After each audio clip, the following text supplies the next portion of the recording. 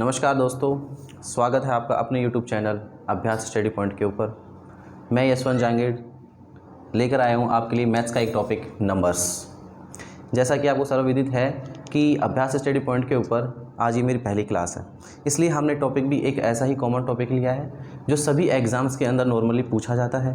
अगर पूछा भी नहीं जाए, मेनली अगर ये डिस्क्राइब नहीं हो सिलेबस के अंदर, तो एक ऐसा कॉमन टॉपिक है जो सभी जो अदर टॉपिक्स हैं मैक्सिमम उनके अंदर यूज़ आता है। यानी कि हम ये कह सकते हैं कि मैथ्स का एक जनरल नॉलेज इसमें हमें होनी चाहिए कि नंबर्स क्या होते हैं। ठीक है, तो हम नंबर्स में सबसे पहले ये देखते हैं कि कुछ ऐसी फॉर्म्स हैं जिनका मतलब मैथ्स में कोई कैलकुलेट नहीं किया गया अभी तक उनको, या हम ये कह सकते हैं कि नॉट डिफाइन या डिटर्मिनेट इनडिटर्मिनेट फॉर्म में वो अभी हैं। जैसे कि हम देखते हैं फर्स्ट 0/1, यानी कि हम 0 में 1 से डिवाइड करते हैं तो क्या आता है 0। क्लियर? ठीक है, इट मीन्स यदि हम किसी भी संख्या का 0 में डिवाइड करते हैं तो हमारे पास में एक संख्या आती है क्या 0। But 1/0 it means any number, किसी भी नंबर में अगर हम 0 से डिवाइड करते हैं तो ये फॉर्म कौन सी होती है हमारी, नॉट डिफाइंड। इट मीन्स यानी कि एक ऐसी फॉर्म है जिसको हम कैलकुलेट नहीं कर सकते। ऐसी नंबर्स में और भी फॉर्म्स हैं, हम उनके सभी की चर्चा करते हैं। ठीक है, आइए देखिए 0⁻0 क्या होता है, इनडिटर्मिनेट।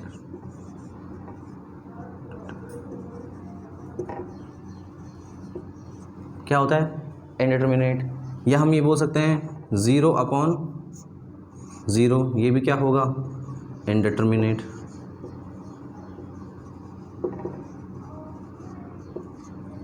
ठीक है, ऐसे ही फॉर्म होती है हमारी ∞/0।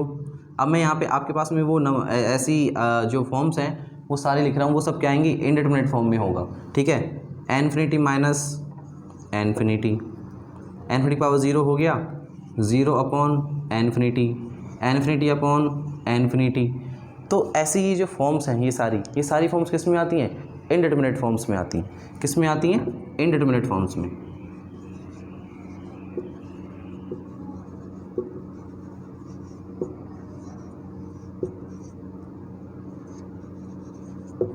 क्लियर? यहाँ तक आपको क्लियर है? ठीक है, नेक्स्ट आइए, यहाँ पे हमने डिवाइड माइनस और प्लस वाला किया है, आप इसमें ऐसे भी ले सकते हैं ∞+∞। ठीक है, ये भी किस में होगा, इनडिटर्मिनेट फॉर्म में होगा। ठीक है, 0 तो ये किस में आएगा, ये भी किस में आएगा, इनडिटर्मिनेट फॉर्म में ही आएगा। चलिए अब हम जो नंबर्स के जो प्रकार हैं, कौन कौन से नंबर्स होते हैं उन पे चर्चा करते हैं।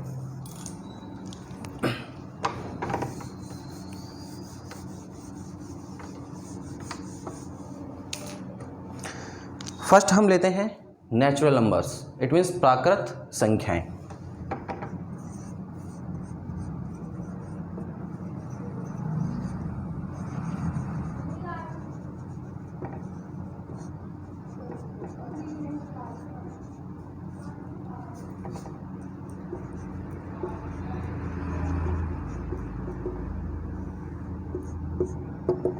प्राकृत संख्याएं कौन सी होती, प्राकृत संख्याएं वे संख्याएं जो 1 से स्टार्ट होकर अनंत तक जाती हैं, वो कौन सी होती हैं, प्राकृत संख्याएं कहलाती हैं।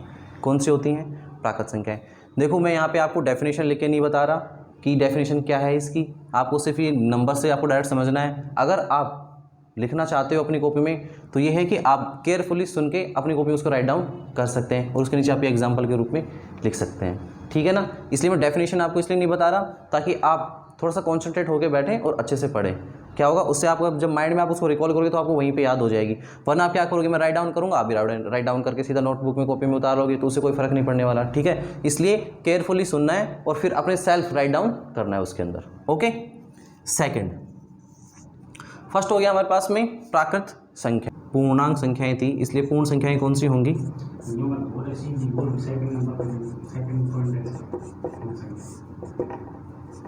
पूर्ण संख्याएं कौन सी होती हैं? आप ये मान लो कि प्राकृत संख्याओं में हम क्या कर देंगे, 0 को इंक्लूड कर लेंगे। वो कौन सी संख्याएं होंगी? पूर्ण संख्याएं।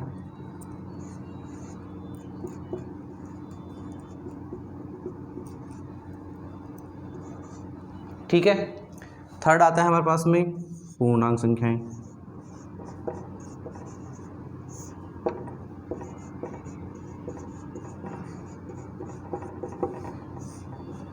इसमें कौन सी आएंगी? इसमें माइनस वाली संख्याएं भी क्या हो जाएंगी? इंक्लूड हो जाएंगी।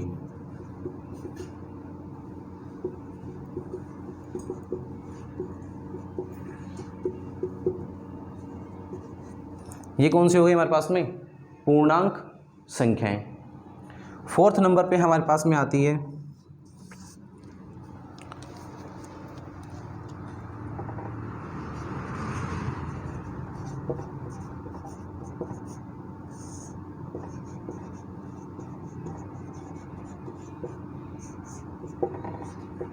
ऋणोत्तर संख्याएं। ऋणोत्तर मतलब ऋण की संख्याओं को आपको क्या कर देना है? छोड़ देना है। यानी माइनस वाली संख्याएं आपको क्या कर देना है? छोड़ देना है। बाकी जो संख्याएं बची वो कौन सी होंगी? आपकी ऋणोत्तर संख्याएं। यानी कि 0 इसमें इंक्लूड होगा, 1 2 3 एंड इन्फिनिटी। ये कौन सी होंगी? ऋणोत्तर संख्याएं। कौन सी होंगी? ऋणोत्तर। यानी कि ऋण की संख्याओं को आपको क्या कर देना है? छोड़ देना है। बाकी संख्याएं जो आपके आएंगी वो कौन सी होंगी? ऋणोत्तर संख्याएं। फिफ्थ,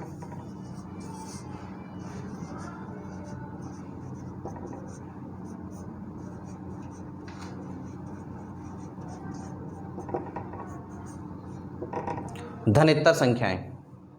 धनेत्तर संख्याएं कौन सी होगी? यानी कि धन वाली को तो आपको क्या कर देना है? छोड़ देना है। बाकी जो संख्याएं आपकी बचेंगी वो कौन सी होंगी? ऋण वाली। हाँ, बट 0 इंक्लूड इसमें भी होगा।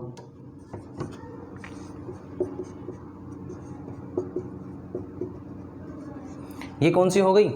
ऋणोत्तर संख्याएं। यानी कि 5 संख्याएं हमने अभी पढ़ी हैं। आई थिंक मैं समझता हूं कि आपको ये क्लियर होंगी। नेक्स्ट पे हम चलते हैं परिमेय संख्याएं और अपरिमेय संख्याओं के ऊपर।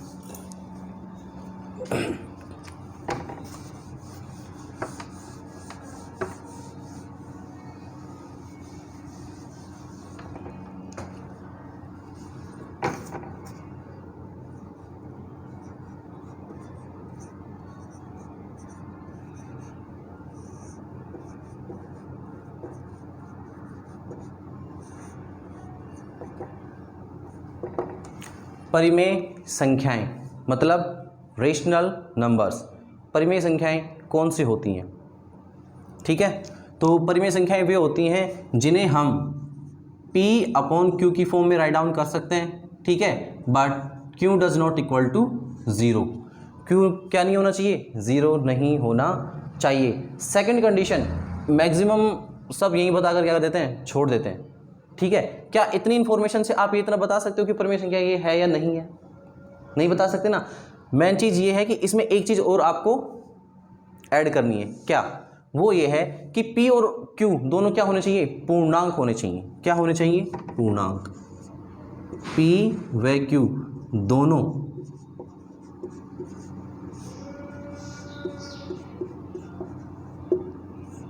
पूर्णांक संख्या होनी चाहिए। ठीक है, अब परिमेय संख्या के 2 पार्ट हैं। ठीक है, कौन कौन से? एक शांत यानी कि टर्मिनेट फॉर्म। यानी कि शांत कैसे, उसका एग्जांपल देखते हैं हम। परिमेय संख्या का फर्स्ट पार्ट कौन सा है? शांत। ठीक है, शांत यानी कि टर्मिनेट फॉर्म।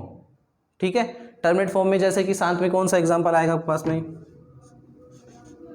1/2। आप 1/2 को डिवाइड करते हैं, आपके पास में क्या होता है? 0.5। क्या इससे आगे डिवाइड हो रहा है? यानी कि हमारा डिवाइड क्या हो गया? कंप्लीट हो गया। ऐसे एक एग्जांपल हम लेते हैं 12/5, तो क्या आएगा? 2.4। क्या इससे आगे डिवाइड हो रहा है? नहीं हो रहा। यानी कि डिवाइड क्या हो गया हमारा? कंप्लीट हो गया। इट मीन्स ये कौन सी कंडीशन है? शांत, टर्मिनेट फॉर्म। कौन सी फॉर्म है? Terminate form. इसी का सेकंड रूप कौन सा है? सेकंड पार्ट अशांत आवृत्ति। कौन सा है? अशांत आवर्ती नहीं, सॉरी, पुनरावृत्ति।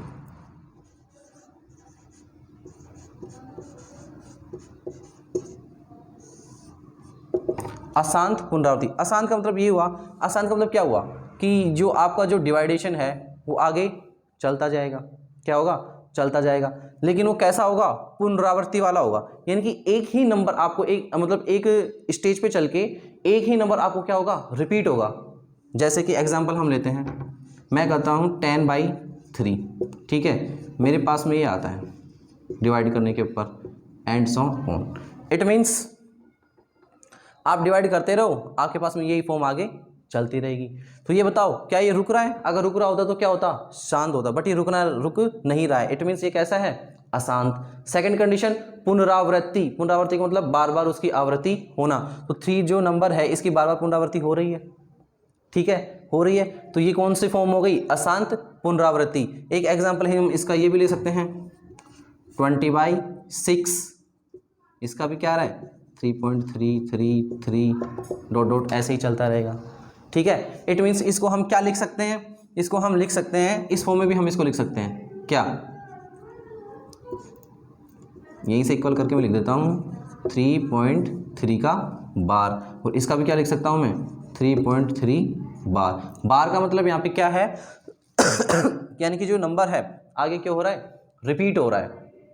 क्या हो रहा है? रिपीट हो रहा है। अच्छा, एक कंडीशन हम और देखते हैं यहाँ पे इसी का, 22/7, ये किसका मान होता है?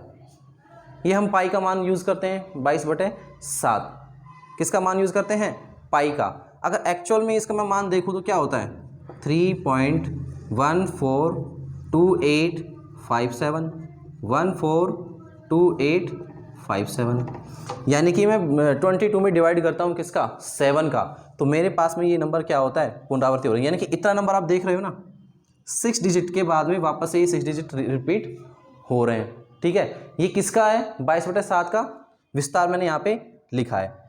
अब एक चीज़ यहाँ पे समझेंगे आप, क्या सर 22/7 अगर परिमेय संख्या के अंदर इंक्लूड हो रहा है तो सर पाई भी फिर परिमेय संख्या के अंदर इंक्लूड होगा? नहीं, पाई परिमेय संख्या में इंक्लूड नहीं होगा। उसका रीजन हम ये नेक्स्ट हमारी जो परिमेय संख्या है, अपरिमेय संख्या है, उसमें देखते हैं। आइए,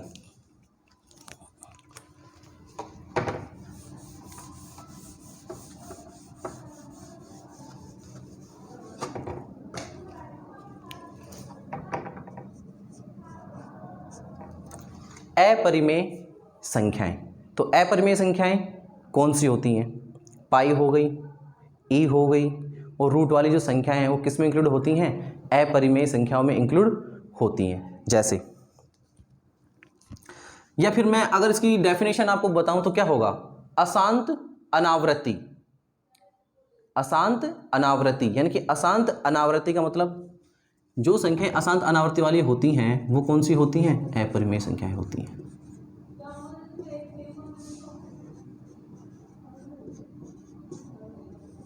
आप मेन चीज यहां पे डिफरेंस समझेंगे दोनों में।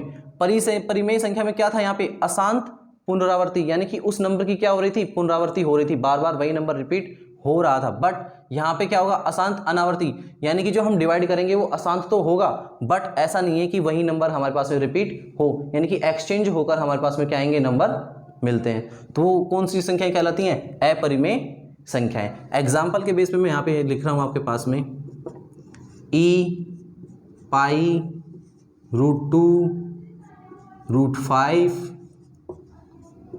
√2 + √3, ये सब किस फॉर्म में है? ये अपरिमेय संख्याएं होती हैं, ठीक है। सर यहाँ पे ई क्या है? सर चलो सर पाई तो हमें समझ में आता है, बट ई क्या है? ई क्या है यहाँ पे? ई एक यहाँ पे आयलर या हम ये कह सकते हैं गणितीय नियतांक है। क्या है? एक गणितीय नियतांक। पाई हम सभी जानते हैं पाई क्या है। अच्छा, अब सर हम उस टॉपिक पे चर्चा करते हैं जो भी हमने जस्ट थोड़ी देर पहले उसको रिपीट किया था कि सर 22/7 और पाई, अगर ये सर परिमेय संख्या है तो फिर ये भी होना चाहिए, इसका मान तो यही है ना? नहीं, देखिए इसका मान क्या था हमारे पास में?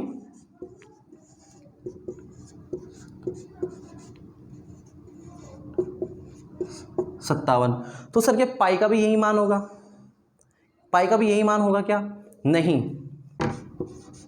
14, 15, 92, 65।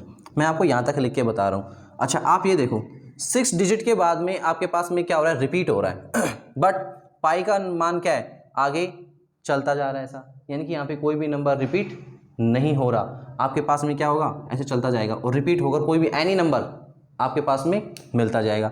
तो सर ये दोनों के बराबर है? नहीं, इसलिए हम ये कह सकते हैं पाई का मान 22/7 क्या क्लियरली इक्वल होता है?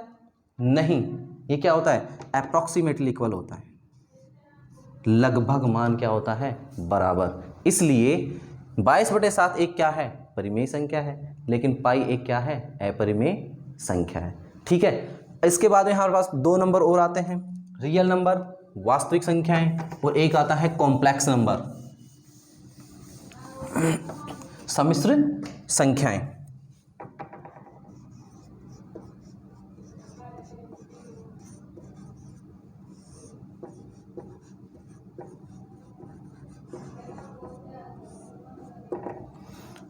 वास्तविक संख्याएं कौन सी होती हैं? -∞ से चलकर +∞ तक, ये सारी किस में आती हैं, वास्तविक संख्याओं के अंदर क्या होती हैं, इंक्लूड होती हैं। उसके बाद में हमारे पास में आता है कॉम्प्लेक्स नंबर या सम्मिश्र संख्याएं।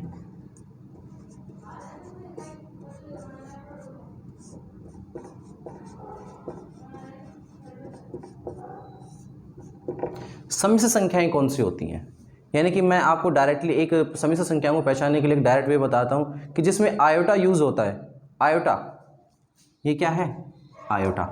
तो आयोटा जिसमें यूज होता है वो कौन सी संख्याएं होती हैं, हमारी सम्मिश्र संख्याएं होती हैं। बेसिकली सम्मिश्र संख्याओं पे आपसे क्वेश्चन नहीं पूछा जाएगा, बट सम्मिश्र संख्याओं से जो यूज होने वाले जो नंबर्स बनते हैं लाइक दैट, ये भी क्या है, एक 5 + आयोटा 3 आयोटा सम्मिश्र संख्या है। अब मैथ्स में ऐसी बहुत सी पोजीशंस मतलब टॉपिक्स उसमें हैं, जैसे ऐसे हम इनको यूज़ करते हैं तो वहाँ पे क्या होता है, वो सम्मिश्र संख्याएं हमने यूज़ की है तो ऐसे ही यूज़ आती है। डायरेक्टली सम्मिश्र संख्या के बारे में आपसे क्वेश्चन वो पुटअप नहीं करता कि सम्मिश्र संख्याएं कौन सी होती है, बना करके नहीं देता ऐसा। ठीक है, तो ये हो गई हमारे पास में 2 संख्याएं हो गई। अब पढ़ेंगे हम भाज्य और अभाज्य संख्याएं, यानी कि प्राइम नंबर और नॉन प्राइम नंबर्स।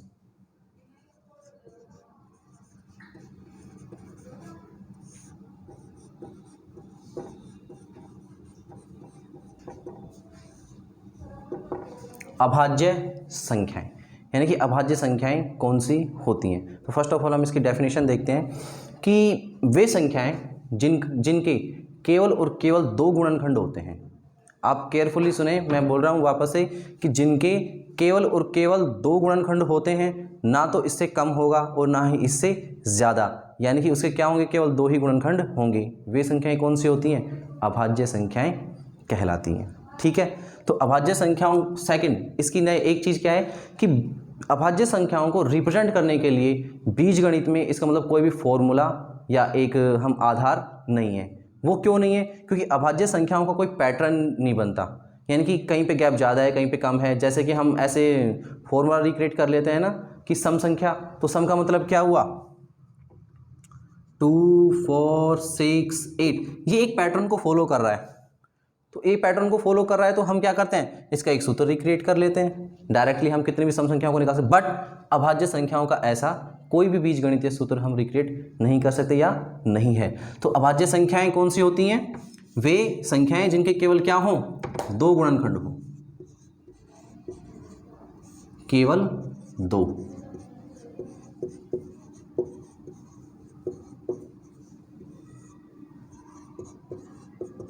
ना तो कम और ना ज़्यादा।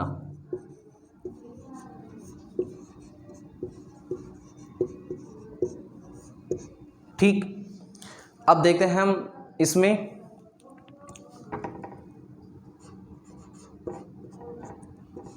1 to 100 कितनी अभाज्य संख्याएं होती हैं, 25। 101 to 150 कितनी होती हैं, 10। एंड 151 to 200 कितनी अभाज्य संख्याएं होती हैं, 11। कितनी अभाज्य संख्याएं होती हैं? 11। अच्छा, एक चीज और अभाज्य संख्याओं में, क्या? युग्म अभाज्य संख्याएं या युगल अभाज्य संख्याएं, वो कौन सी होती हैं? वो इस टाइप से होती हैं 3, 5, 5, 7, 11, 13। इनका भी कोई पैटर्न नहीं होता और ये क्या अनंत हो सकती हैं।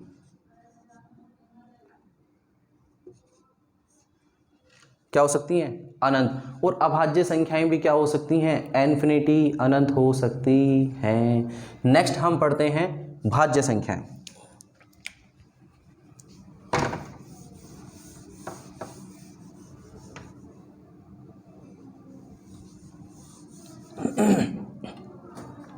कौन सी पढ़ेंगे हम? भाज्य संख्याएं। यानी कि उसमें क्या था? जिसके केवल और केवल 2 गुणनखंड हो, ना कम हो ना ज्यादा हो। तो इसकी कंडीशन क्या है कि वे संख्याएं जिनके मिनिमम कितने गुणनखंड होने चाहिए? 3। यानी कि जिस संख्या के 3 गुणनखंड होंगे वो संख्या क्या होगी? भाज्य संख्या कहलाएगी। यानी कि वह संख्या जिसके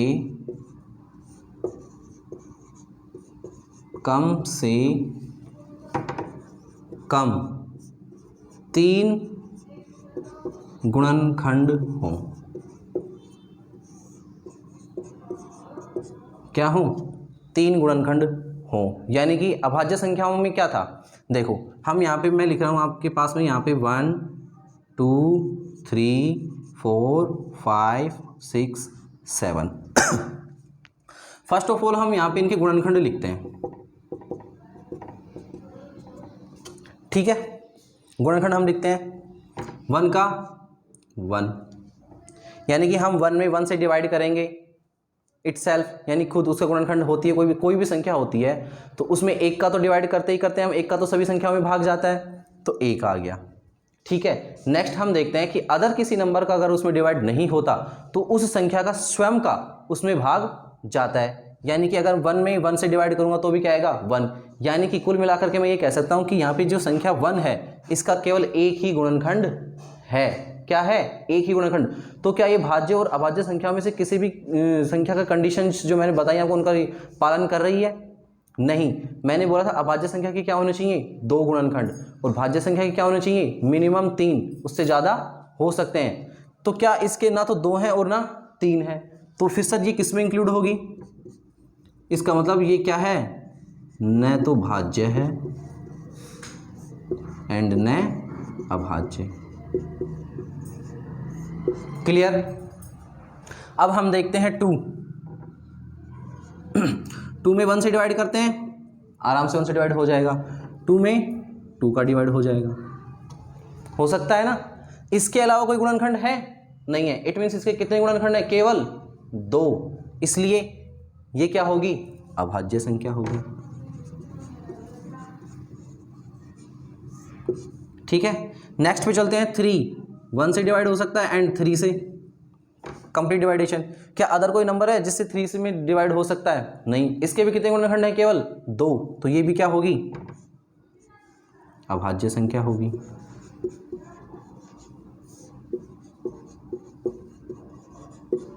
अब हम चलते हैं नेक्स्ट 4 पे।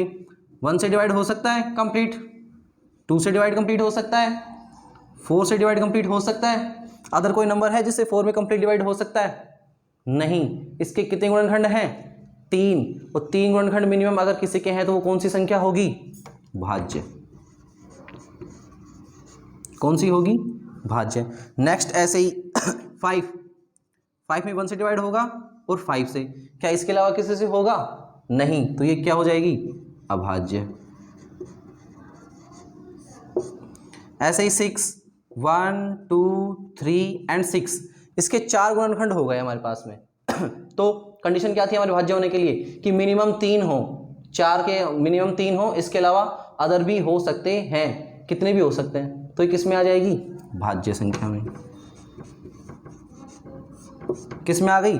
भाज्य संख्या में। तो मैं ये समझता हूँ कि यहाँ तक आपको समझ में आ गया होगा कि हमें भाज्य और अभाज्य संख्याओं को कैसे डिफाइन करना है। ठीक है, तो एक चीज़ हम यहाँ से एक और देख लेते हैं, क्या कि सर सबसे छोटी भाज्य संख्या कौन सी होगी? 2। अभाज्य संख्या सॉरी,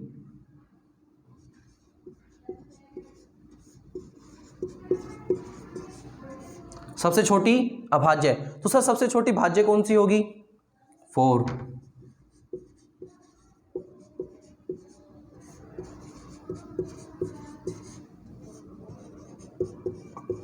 सबसे छोटी भाज्य साथ में सम, कैसी है? सम। अगर वो आपसे पूछ ले कि सबसे छोटी भाज्य विषम संख्या, तो कौन सी होगी? 9। 1, 3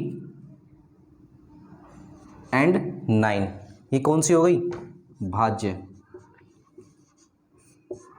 सबसे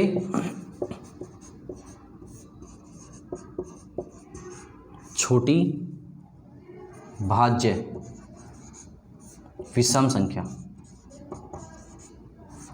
ठीक है, तो आज हमने नंबर्स के टॉपिक के ऊपर हमने अपने कंप्लीट स्टडी की। तो मैं समझता हूं कि आपको बहुत अच्छे तरीके से समझ में आया होगा, और आप वीडियो के ऊपर अपने कमेंट करके ज़रूर बताएं कि क्लास कैसी लगी। नेक्स्ट क्लास में हम लेकर आएंगे अलग टॉपिक। जय श्री राधे।